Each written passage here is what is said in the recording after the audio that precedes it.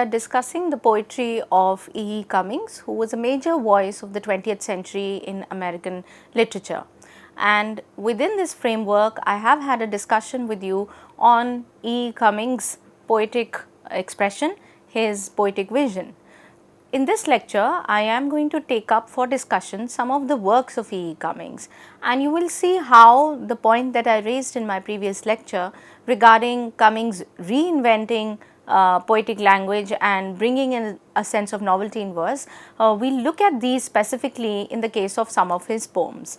Now, I will begin my discussion with some poetic excerpts, and this is the poem You Shall Above All Things that I will take up for discussion. Now, what is interesting about the poems of E. Cummings, as I mentioned in my previous lecture also, is that he has a childlike curiosity and also a sense of innocence that he is trying to retain in a world that is going towards in the direction of progress that is sidelining the individual and the human steadily, and prioritizing machine and technology and devices, and we of course understand it much better. I mean, what he wrote during this period, he died in 1962, so we see the result. He is in many ways very prophetic when he talks about the turn towards this kind of grave-like progress that he calls it. And in this poem, this poem, which is You Shall Above All Things, as I mentioned that he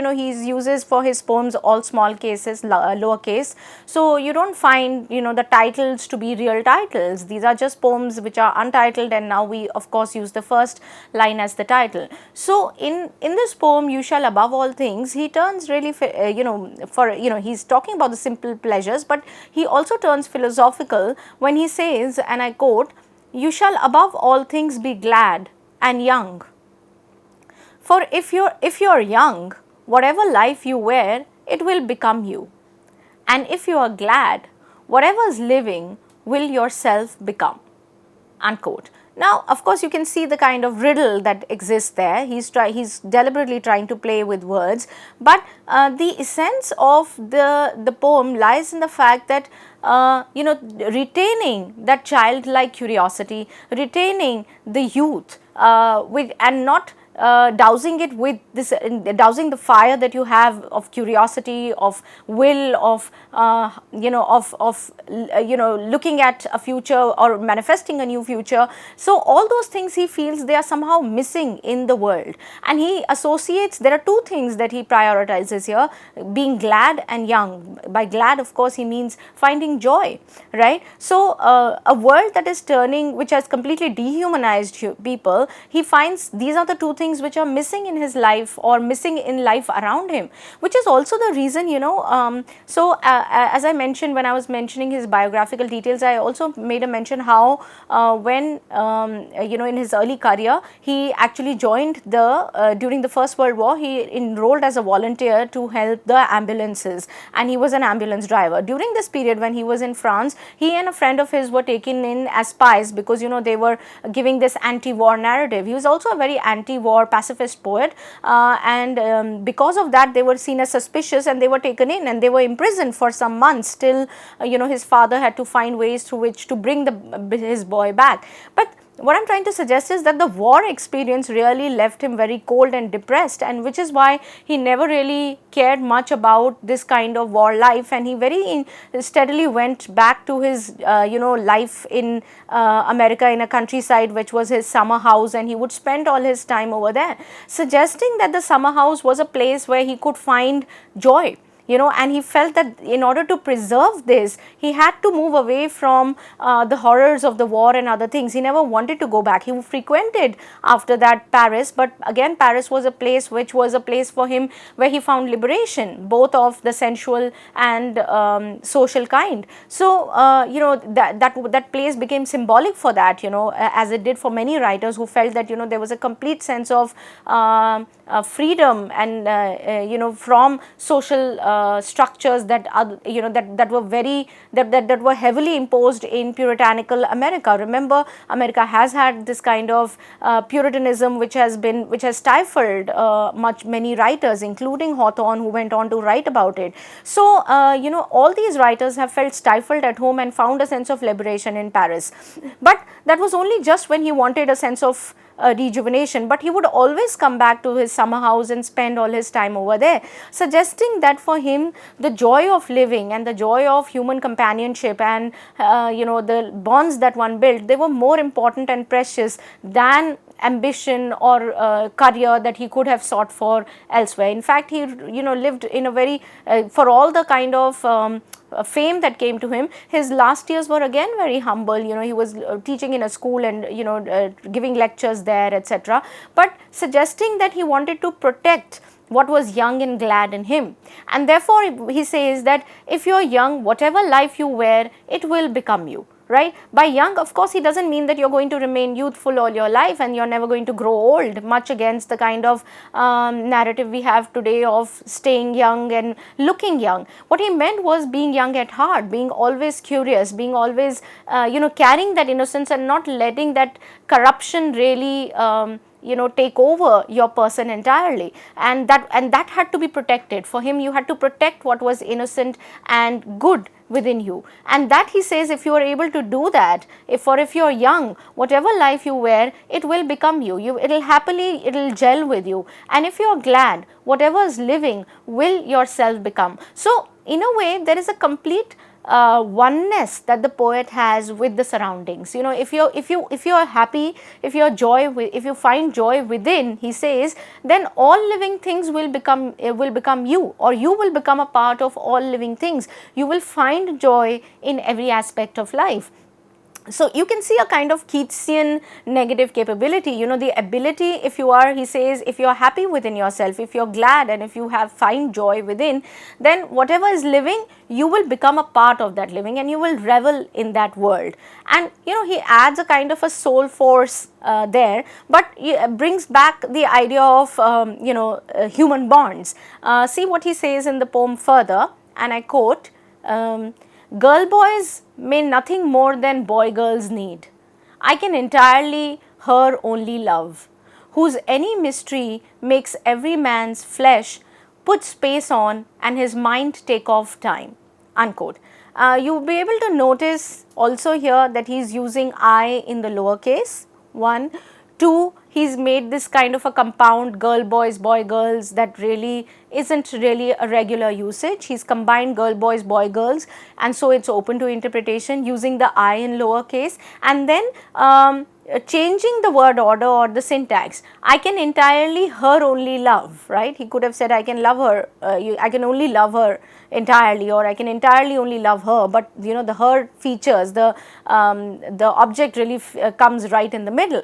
Now suggesting that he's playing with words again. Now what does he mean? He says it is enough, love in itself is enough, and the mysteries of for him, he says the mystery of another human being, and in this case the mystery of a woman for a man, he says that is in itself enough, and the man's flesh put space on his mind take off time. So you can, both time and space seem to stand still, both time and space need, they don't seem to make a difference to the lover.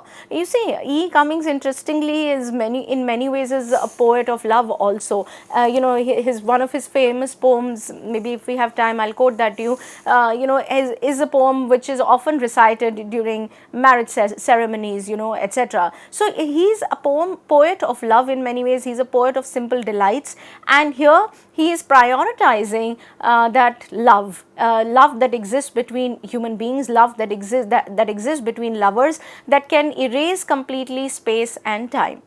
Now you use the girl boys, boy girls, add layers of meaning, further meanings which are open to interpretation, but in the same poem he says that look at the phrase that he uses. He uses the phrase the fetal grave. He calls progress the fetal grave, which means that it is something that kills in the womb, that kills human life, human effort, joys, youthfulness, everything in its, it's a fetal grave for him. Now what could that mean? Fetal on one hand is obviously something that has not come to life, and grave is something which is already dead. So by combining these, it's almost like an oxymoron, but by combining these opposite, what he means to suggest is that a life unborn is really dead, as far as he's concerned, for progress, and progress of the kind that has completely dehumanized life. So there is a sense of apprehension that he has vis-a-vis the future, which is heavily dependent on advancements at the expense of human joys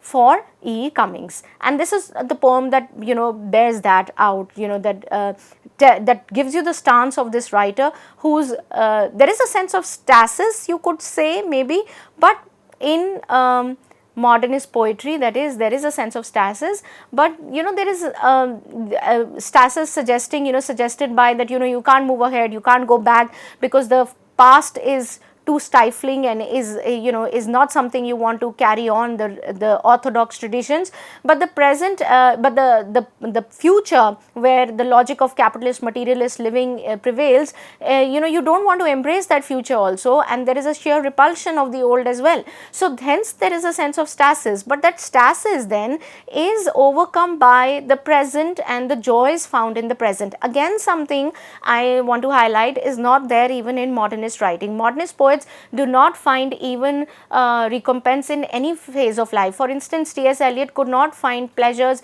even in the present. He could not find faith in human effort or human relationships. The only place where he found some solace was Christianity, right? So in E. Cummings, in fact, on the contrary, he finds humanism to be a kind of a healer, or embalming that kind of the wounds inflicted by the wars or the past, and the horrifying future. All those, he found that the present found its way of dealing with this crisis by going inward and by creating a kind of a beautiful web of human relationships. And that is also why you set him apart from other modernist writers. Could be because he is a part of the American milieu and not so much the English milieu. Now the closing lines of this same poem that we are discussing brings a very thought-provoking point here. He says, I quote, "I'd rather learn from one bird how to sing than teach 10,000 stars how not to dance." Now what is he really getting at? That again, you can see a union with nature. The romantic strain comes up here again, that there is, I would learn from one bird. And how would you learn from a bird? When you spend time, when you stay, when you are given to patience, when you slow down, when you stay and observe more. So it in a way also is a reaction and a critique of the fast, aggressive pace of life that America prioritized during this phase. It was all about if you look at any scenes, think of your the Great Gatsby sort of a lifestyle, where everybody is running, everybody is rushing, everybody is trying to make money, and people are aggressive, ambitious. All of that against this kind of a line in poetry, I'd rather learn from one bird how to sing and than teach 10,000 stars how not to dance. Now again, how not to dance is something which is the larger predicament of American life. There is no time to dance, there is no time to enjoy, there is no time to relish, there is no time to step back and to just enjoy the peaceful scenes of nature. And what you are trying to he's saying, I don't want to be a part of that mad race or that culture that teaches people not to dance. He said, I refuse to be a part of this culture. So the receding in the self, or receding in a countryside place, or receding to a summer house, all of these reflect a kind of choice on the part of the poet to not be a part of that mad frenzy that defines American life of the time. And another important leitmotif of E. Cummings' poetry is that love is a constant source of replenishment, and love is a constant source of power and positive inspiration for the poet, that constantly brings vitality to life. So poetry also for him is in a sense love, and look at this poem where he says, it's again one of his love poems, and he says, he's talking to his beloved, this woman, and he says, yours is the music for no instrument. right? So he's referring to the beloved as somebody whose music is not to be found in any instrument. So, it's like a kind of, you would be reminded of a Shakespearean sonnet, when he writes this kind of poetry on love. He says, yours is the most music for no instrument, yours the preposterous colors unbeheld. Now, he calls this preposterous, also reminding that, these colors are, probably not the regular sort of beautiful colors, but they are colors that have been unbeheld. Again, you can use, he uses these words like unbeautiful, unbeheld, unbought, so trying to reinvent a new kind of phraseology, a new kind of lexicon for his poems. And he says, mind the unbought contemptuous intent, till this our flesh merely shall be excelled by speaking flower. If I have made songs, it does not greatly matter to the sun, nor will rain care cautiously who prolongs unserious twilight. Shadows have begun, the hair's worm huge, ecstatic rather. Yours are the poem I do not write.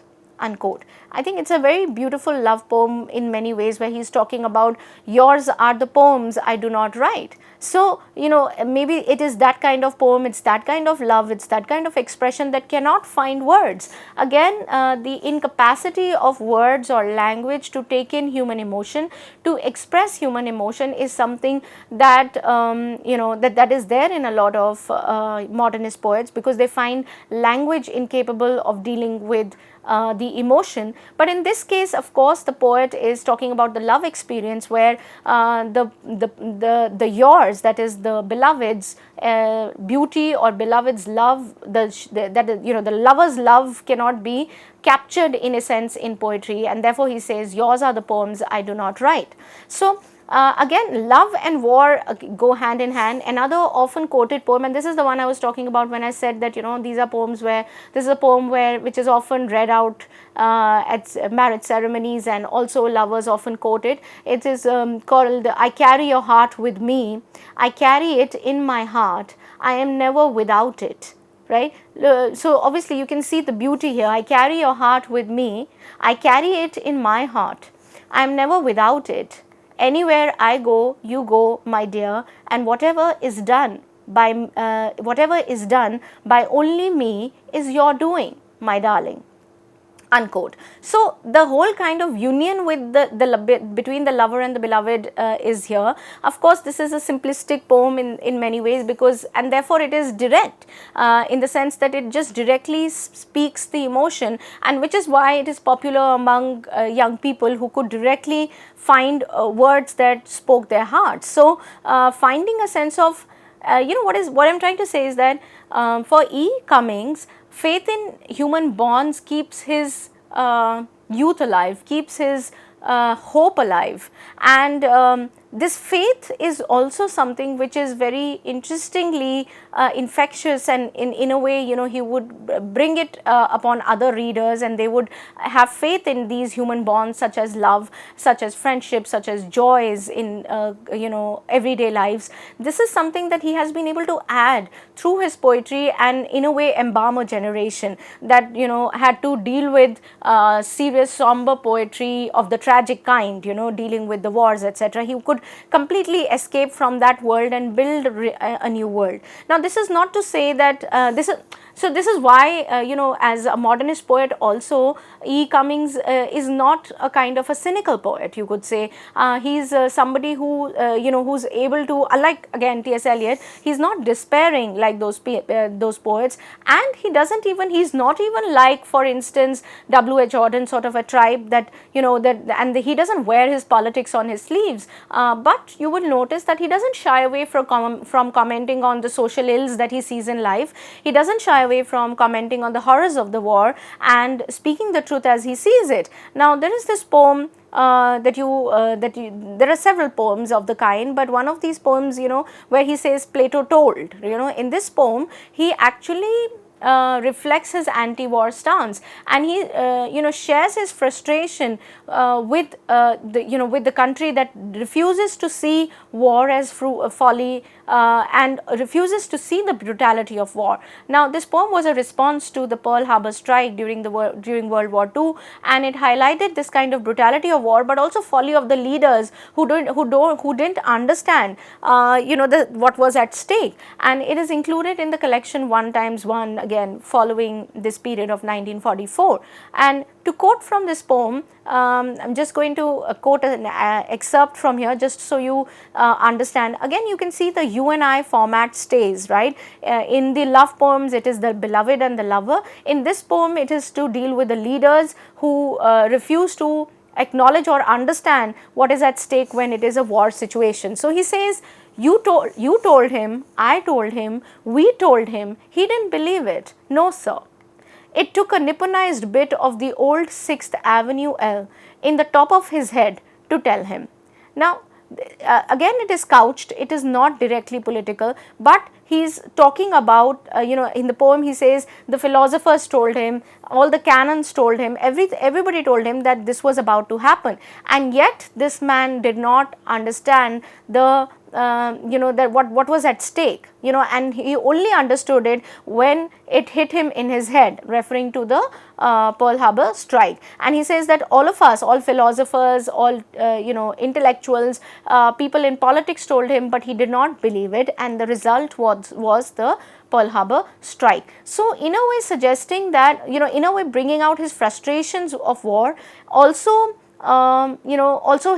also the folly of the leaders, and the result that that follows from there on, and that the people have to face. So, Cummings in many ways, you use satire a lot in such poems, biting satire, where he captured the rage and the frustration, not only his own but also of his generation and like-minded people who were sick of this highly industrialized life that they had, and this life that centrally controlled society that he was a part of. And he was a strong supporter of individuality, individual freedom and rights, and in a way these are the very two different sides. So, not somebody who wore, for instance, politics on his sleeves, but still political and satirical when it came to social comment, but at the same time dabbling with this simple joys of life. So, you can see two very different sides of his personality, and his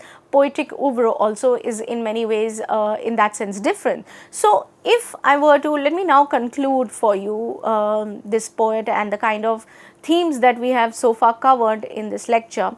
So, some of the important things that you need to remember about E. Cummings include: one, that this man rejected traditional structures, whether these structures were came from social institutions, whether it was puritanical way of life, whether it was relationships that he had with women and sensual pleasures. So, he rejected these traditional ideas and structures. Also in literature, he didn't go, he didn't want to use the old hackneyed style of writing, of realism. He wanted to reinvent language. So, he rejected these traditional structures, but was equally apprehensive of the kind of progress that America saw, which was capitalistic in nature, which was increasingly dehumanizing life, which were creating depressed individuals, which was prioritizing machine, technology, etc. over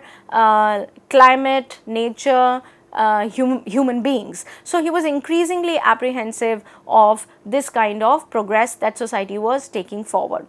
He was, and this is one of the reasons why you find him to be also a romantic. This is why he is also a romantic lyricist who spoke about, who celebrated nature and human spirit. For him, the primeval human spirit was very close to nature, and one had to retrieve this, one had to go back to nature, so to speak, in a Rousseau way, in order to retrieve it, in order to bring back the joys of life. Otherwise it would lead to a dead generation. This is exactly what you found the poets of, I mean, he's saying that in the 1940s, 50s or so. This is exactly what the poets of the 1960s and the beat poets would go on to say. They were also pacifists, they were anti-war poets, and so here also you find E. Cummings to be an anti-war poet. He was very bitter with the war experience, and he often he shut it out, but when he wrote poetry of this kind, of the nationalistic kind, where he spoke about America, he often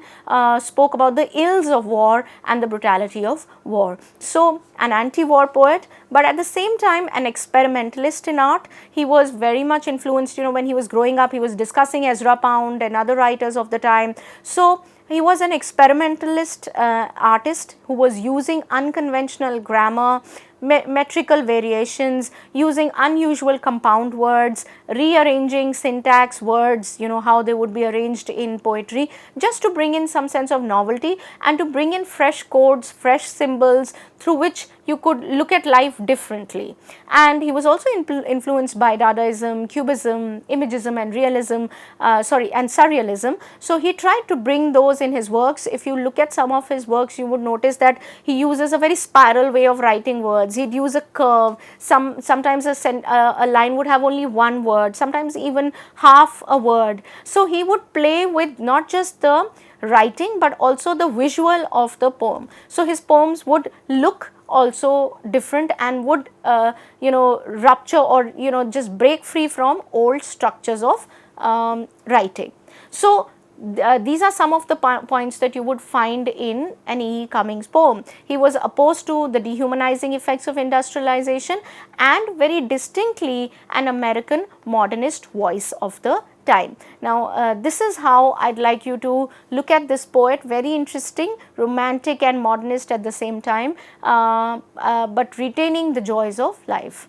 Now with this we come to the end of our lecture today, and I hope you've been able to take some notes and find this a useful discussion. Thank you.